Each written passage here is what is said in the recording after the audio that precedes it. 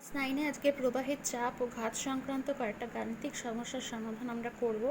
এর আগের দিন আমরা কোনো বিন্দুতে প্রবাহের কতটা চাপ প্রয়োগ করে সেই ব্যাপারটা আমরা একটা রাশিমালার সাহায্যে প্রকাশ করেছিলাম। আমরা দেখেছিলাম যে তরলের মধ্যে যদি আমরা বিচার করি, তাহলে যে কোনো তরলের মধ্যে কোনো বিন্দুতে চাপ পরিমাপ করতে গেলে আমাকে যে রাশিমালাটার কথা মাথায় রাখতে হবে সেটা হচ্ছে চাপ ইকুয়াল টু গভীরতা, মানে ওই বিন্দুর গভীরতা গুণ তরলটির ঘনত্ব গুণ অভিকর্ষজ ত্বরণ, এই সূত্রটা কাজে লাগাতে হবে, বা P equal to H D G, এই সূত্র। তাহলে এইখানে আমরা সেই সূত্র কাজে লাগিয়ে এই অঙ্কগুলো সমাধান করব। যেমন একের অঙ্কটা এখানে বলেছে যে সিজিএস পদ্ধতিতে প্রমাণ বায়ুমণ্ডলীয় চাপের মান নির্ণয় করে। তাহলে সিজিএস পদ্ধতিতে প্রমাণ বায়ুমণ্ডলীয় চাপের মান মানে আমাকে এখানে ওই আমরা জানি যে প্রমাণ বায়ুমণ্ডলীয় চাপ মানে হচ্ছে 76 সেন্টিমিটার পারস্তম্ভের চাপের সঙ্গে সমান। তাহলে এখানে আমাকে কিন্তু 76 সেন্টিমিটার পারস্তম্ভের চাপ কত সেটাই আমাকে আসলে নির্ণয় করতে হবে। তাহলে আমি এখানে যেভাবে অঙ্কটা করতে পারি, আমি এখানে পারস্তম্ভের উচ্চতা আমি এখানে ধরবো তো 76 সেন্টিমিটার। তাহলে আমি আগে লিখে নিচ্ছি এটা, যে আমরা জানি, আমি লিখে নিচ্ছি যে প্রমাণ বায়ুমণ্ডলীয় চাপ, অ্যান্সার শুরু করছি, প্রমাণ বায়ুমণ্ডলীয় চাপ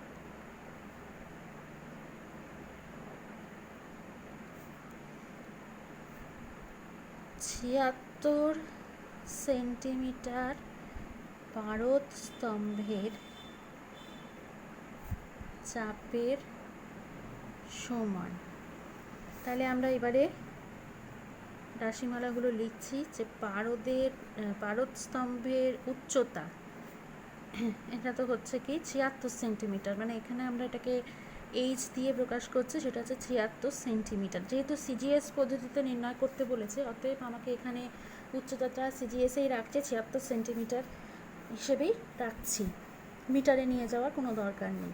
আচ্ছা, আর লাগবে কি পারদের ঘনত্ব, তরলের ঘনত্বটা লাগে। তাহলে পারদের ঘনত্ব এটা হচ্ছে ডি ইকুয়াল টু, আমরা জানি 13.6 গ্রাম পার সেন্টিমিটার কিউব। এইটা হচ্ছে কিন্তু পারদের ঘনত্ব সিজিএস পদ্ধতিতে, 13.6 গ্রাম প্রতি ঘন সেন্টিমিটার। আর আরেকটা হচ্ছে কিনা অভিকর্ষজ ত্বরণ, অভিকর্ষজ ত্বরণ জি, সেটাকে আমরা 980 সেমি পার সেকেন্ড স্কোয়ার এটাই ধরে নিচ্ছি। এসআই হলে 9.8 মিটার পার সেকেন্ড স্কোয়ার ধরা হয়, কিন্তু এখানে যেহেতু আমরা এসআইতে সিজিএসে বার করছি, এসআইতে করছি না, সেজন্য আমরা এটাকে 980 সেন্টিমিটার পার সেকেন্ড স্কোয়ার এটাই ধরে নিলাম। এবার আমরা তাহলে চাপের মান 76 সেন্টিমিটার উচ্চ পারস্তম্ভ কী পরিমাণ চাপ দেয়, তাহলে আমি এখানে লিখতে পারছি যে সুতরাং 76 সেন্টিমিটার উচ্চ পারস্তম্ভের চাপ ইকুয়াল টু, আমরা এটাকে এইচ ইন্টু ডি ইন্টু জি এই ফর্মুলায় ফেলবো। এইচ মানে এখানে হচ্ছে 76 সেন্টিমিটার, 76 ইন্টু হচ্ছে ডি, ডি মানে এখানে ঘনত্ব, সেটা হচ্ছে 13.6 গ্রাম পার সেমি কিউব, ইন্টু হচ্ছে কি এখানে এটা হচ্ছে অভিকর্ষজ ত্বরণ জি, তার মানে 980। এবার ইউনিটটা যেটা হবে এখানে সিজিএস পদ্ধতিতে চাপের যে একক, মানে আমরা এটা বলি সেটা হচ্ছে কি ডাইন পার সেন্টিমিটার স্কোয়ার, এই ইউনিটটা কিন্তু এখানে আসবে। ঠিক আছে, ডাইন পার। এবার আমরা এই গুণটাকে আমরা এবার করব, সেটা হচ্ছে 76 গুণ 13.6, 13.6 পয়েন্টটা যদি আমি তুলে এখানে নিচে 10 বসাই, তাহলে এখানে 0 0 এটা কেটে যাচ্ছে, এখানে যেটা বেরোচ্ছে 76 গুণ 136, এই গুণটা আগে করি। 136কে 76 দিই, 6 আছে 36, 3 4 19 20 21, 6 4 7 8,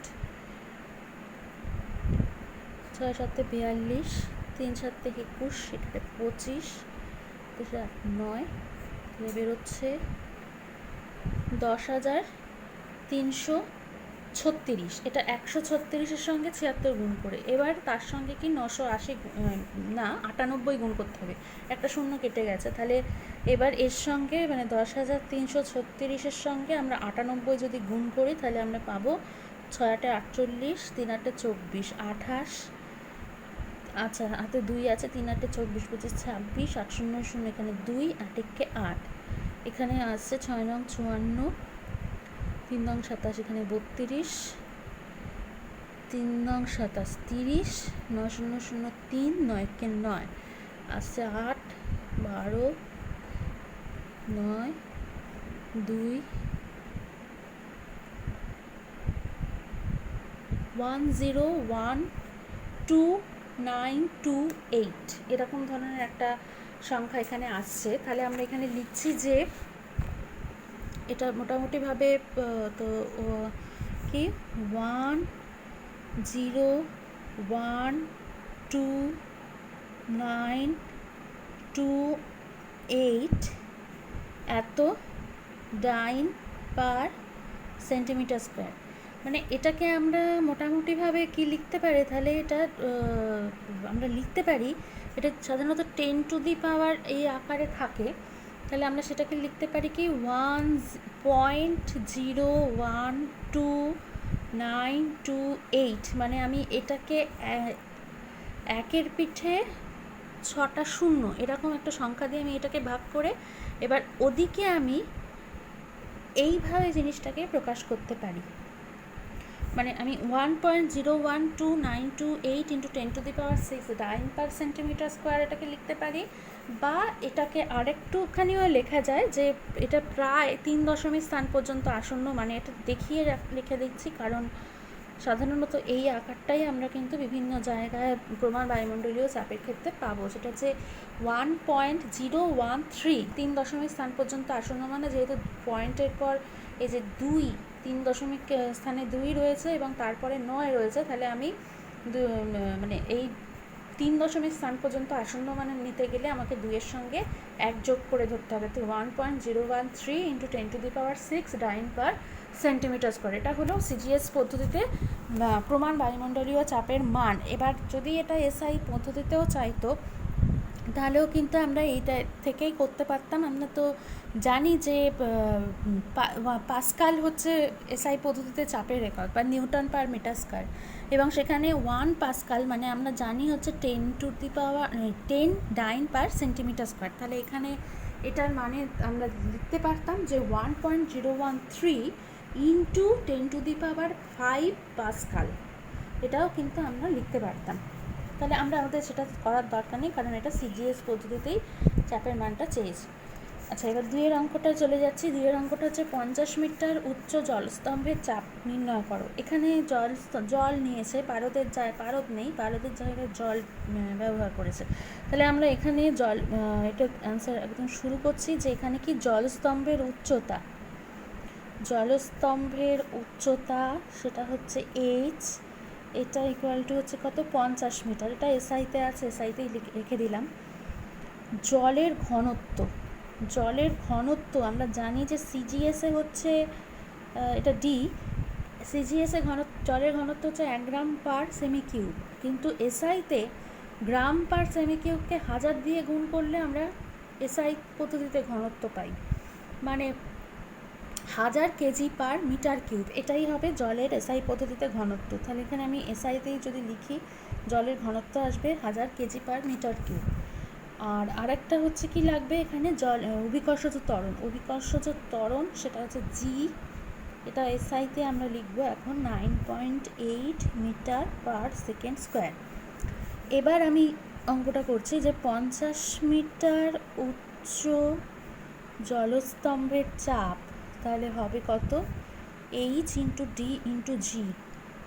এবার এইচের জায়গায় আমরা লিখছি 50 মিটার গুণ ডি মানে 1000 গুণ হচ্ছে 9.8।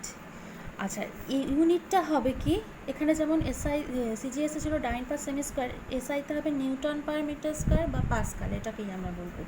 তাহলে এইখানে আমি আগে কাজটা করছি, এখানে পয়েন্ট তুলে এখানে 10 বসলো, 0 0 একটা কেটে গেল, এখানে আসছে কত 5 দিয়ে, এটা সহজ গুণ, 5 দিয়ে 98কে গুণ করলে 5 8 40, 5 9 35 মানে 490, আর তারপরে কি বসবে 1 2 3, এই 3টে শূন্য বসবে, অর্থাৎ এত পাস্কালও আমরা এটাকে লিখতে পারি। নিউটন পার মিটার স্কোয়ার মানে হচ্ছে পাস্কাল। এবার এটাকে যদি আমরা এবার 10⁻, কিছু টার্মের আকারে নিয়ে আসতে চাই, তাহলে এটার মানে দাঁড়ায় হচ্ছে 4.9, মানে দশমিকটা যদি এই জায়গাটায় বসাই, তাহলে এই প্রত্যেকটা শূন্য কিন্তু দশমিকের একদম দশমিকের পরে একটা সংখ্যা, তারপর শেষের দিকে শূন্যগুলো আছে, এই শূন্যগুলোর কোনো ভ্যালু থাকে না। তাহলে 4.9 ইন্টু, এবার কতগুলো ঘর আমি আগে বসালাম, 1 2 3 4 5, 5 ঘর আগে দশমিক বসিয়েছি, তার মানে এখানে 10⁵ এত পাস্কাল। 4.9 ইন্টু 10⁵ পাস্কাল, এটাই আমরা লিখতে পারি, বা এত নিউটন পার মিটার স্কোয়ারও লেখা যায় বা পাস্কালও লেখা যায়। নিউটন পার মিটার স্কোয়ার আগের লাইনে লিখেছি, সেটার মানেই হচ্ছে 4.9 ইন্টু 10⁵ পাস্কাল। হয়ে গেল এটা। আচ্ছা, এবার তিনের যে অঙ্কটা রয়েছে, যেটা বলছে যে ব্যারোমিটারে পারদের পরিবর্তে জল ব্যবহার করলে সাধারণ বায়ুমণ্ডলীয় চাপে জলস্তম্ভের উচ্চতা কত। মানে পারদস্তম্ভ আমরা জানি, বা প্রমাণ বায়ুমণ্ডলীয় মানে সাধারণ বায়ুমণ্ডলীয় চাপ যেটা, সেটার মানে হচ্ছে 76 সেন্টিমিটার উচ্চ পারস্তম্ভের চাপ। এবার সেইটার আমরা করছি কি, জলস্তম্ভ ওখানে ব্যবহার করা হচ্ছে পারদের জায়গায়। তাহলে জলস্তম্ভের উচ্চতা 76 সেন্টিমিটার থাকবে না, তাহলে জলস্তম্ভের উচ্চতা কত হবে সেটাই হচ্ছে এখানে প্রশ্ন। তাহলে এখানে আমরা করতে পারি যেটা, যে আমরা প্রথমে কি করব, এখানে আমার কিন্তু আগে 76 সেন্টিমিটার উচ্চ পারস্তম্ভের চাপ কিন্তু আগে আমাকে বার করে নিতে হবে। তাহলে আমরা এখানে লিখি যে সাধারণ বায়ুমণ্ডলীয় চাপ বা প্রমাণ বায়ুমণ্ডলীয় চাপ, সাধারণ বায়ুমণ্ডলীয় চাপ সেটা হচ্ছে কত, 76 সেন্টিমিটার উচ্চ পারদস্তম্ভের চাপ। এবার এটা আমাকে কিন্তু বার করতে হবে, সেটা হচ্ছে কি না, পারদের যে উচ্চতা মানে 76 সেন্টিমিটার গুণ হচ্ছে তার যে ঘনত্ব মানে 13.6 গুণ হচ্ছে 980, মানে অভিকর্ষজ ত্বরণ এত ডাইন পার সেন্টিমিটার স্কোয়ার। ঠিক আছে। আচ্ছা, এবার আমি যেহেতু এই কাজটা এর আগে করে রেখেছি, সেই জন্য আমি এটাকে কিন্তু আর নতুন করে করছি না। এর আগে আমি এটা করে রেখেছি, সেই জন্য আমি এখান থেকেই বসিয়ে দিচ্ছি। এটার মানে বেরোবে 1.013 ইন্টু 10⁶ ডাইন পার সেন্টিমিটার স্কোয়ার, বা এটাকে লেখা যায় যে 1.013 ইন্টু 10⁵ পাস্কাল, এরকমও কিন্তু লেখা যায়। আচ্ছা, এর আগে অবশ্যই কিন্তু এখানে পারদের ঘনত্ব 13.6 গ্রাম পার সেমিকিউব, এগুলো ব্যাপারগুলো একটু লিখতে হবে এর আগে, এবং অভিকর্ষজ ত্বরণ 980 সেন্টিমিটার পার সেকেন্ড স্কোয়ার, এই ব্যাপারগুলো লিখতে হবে। এটা আমি পাশে লিখেও রাখতে পারি যে পারদের ঘনত্ব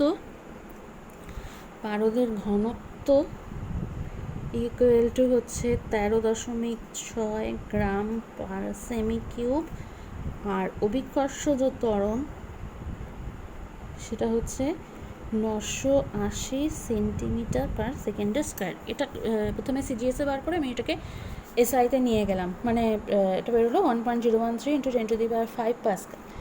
এবার আমি এই জায়গায় যদি জল ব্যবহার করি, তাহলে আমার এখানে যেটা বেরোচ্ছে, আমি জলস্তম্ভের উচ্চতা ইকুয়াল টু এইচ ধরছি, জলস্তম্ভের উচ্চতা ইকুয়াল টু এইচ ধরলাম। আচ্ছা, এবার আমি জলের যে ঘনত্ব, জলের ঘনত্ব ইকুয়াল টু হচ্ছে কত, 1000 কেজি পার মিটার কিউব। এটা ঠিক আছে। আর কি আরেকটা হচ্ছে কিনা অভিকর্ষজ ত্বরণ, সেটাকেও আমরা এখানে লিখে রাখতে পারি যে 1 গ্রাম পার অভিকর্ষজ ত্বরণ মানে হচ্ছে 980 centimetre per second square, 9.8 metre per second square. অবশ্য এখানে একটা ব্যাপার করা যেতে পারে, সেটা হচ্ছে যে আমি এইখানে কিন্তু এই গুণটা না করেও এই অঙ্কটা করতে পারি। আমি এই জায়গাটাতে এই গুণটা আগে থেকে আমি নাও করতে পারি, অসুবিধা নেই। এখানে কারণ একটা সমীকরণ তৈরি করতে আমি গুণটা করলাম না, আমি এইখানে কিন্তু জিনিসটা রেখে দিতে পারি যে 76 সেন্টিমিটার উচ্চ পারস্তম্ভের চাপ মানে 76 গুণ 13.6, মানে পারদের ঘনত্ব গুণ হচ্ছে অভিকর্ষজ ত্বরণ 980 ডাইন পার সেন্টিমিটার স্কোয়ারই এটা থাক। তাহলে জলস্তম্ভের উচ্চতা ইকুয়াল টু আমি এইচ ধরলাম, আর জলের ঘনত্ব আমি এতেই লিখছি, সিজিএসেই লিখছি 1 গ্রাম পার ঘন সেন্টিমিটার। আর একটা জিনিস হচ্ছে যেটা অভিকর্ষজ ত্বরণ, সেটা তো আগেই বলা আছে, ধরেই নেওয়া আছে 980 সেন্টিমিটার পার সেকেন্ড স্কোয়ার। তাহলে এবার আমার যেটা যে এইচ উচ্চতা বিশিষ্ট জলস্তম্ভের চাপ, তাহলে আমি এখানে লিখতে পারি যে এইচ উচ্চতার জলস্তম্ভের চাপ, সেটাই তাহলে কি হবে, সাধারণ বায়ুমণ্ডলীয় চাপ, মানে সাধারণ যে বায়ুমণ্ডলীয় চাপ সেটা যদি 76 সেন্টিমিটার উচ্চ পারস্তম্ভকে ধরে রাখতে পারে, আবার এদিকে এইচ উচ্চতার জলস্তম্ভকে ধরে রাখতে পারে। মানে একটা নলের মধ্যে আমি জলপূর্ণ করে যদি একটা জলপূর্ণ পাত্রের মধ্যে উপুর করে বসিয়ে দিই, তাহলে দেখা যাবে, খোলা মুখটা নিচে রেখে, তাহলে দেখা যাবে যে জলস্তম্ভটা একটা নির্দিষ্ট উচ্চতায় এসে দাঁড়িয়েছে। তার মানে সেটা আমরা বলতে পারি ঠিক টরিসেলের পরীক্ষার মতো, এবং সেইখানে আমরা বলতে পারি যে বায়ুমণ্ডলের যে চাপ সেটা কিন্তু এই উচ্চতা বিশিষ্ট জলস্তম্ভের কে ধরে রেখেছে। মানে আমি পাত্রের তরল তল থেকে ওই নলের যে জলস্তম্ভের উচ্চতা সেটা আমি পাচ্ছি এইচ। তাহলে এইটা ইকুয়াল টু আমি লিখতে পাচ্ছি হচ্ছে সাধারণ বায়ুমণ্ডলীয় চাপ বা প্রমাণ বায়ুমণ্ডলীয় চাপ আমি লিখতেই পারি। তাহলে এখানে আমরা যেটা দেখছি যে এইচ উচ্চতার জলস্তম্ভের চাপ, সেটা তাহলে কি হবে, এটা হবে এইচ ইন্টু জলের যে ঘনত্ব, ঘনত্ব কত এখানে 1।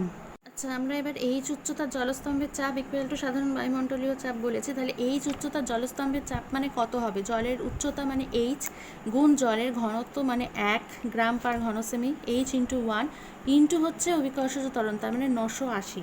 তাহলে আমরা এখানে লিখতে পারি যে এইচ ইন্টু 1 ইন্টু হচ্ছে কত 980 ইকুয়াল টু হচ্ছে কি প্রমাণ বায়ুমণ্ডলীয় চাপ। তার মানে এটা কত, এটা হচ্ছে এই যে 76 সেন্টিমিটার উচ্চ পারস্তম্ভের চাপ, তার মানে 76 গুণ 13.6 গুণ 980, এই মানটা এটাই ছিল সাধারণ বায়ুমণ্ডলীয় চাপের মান।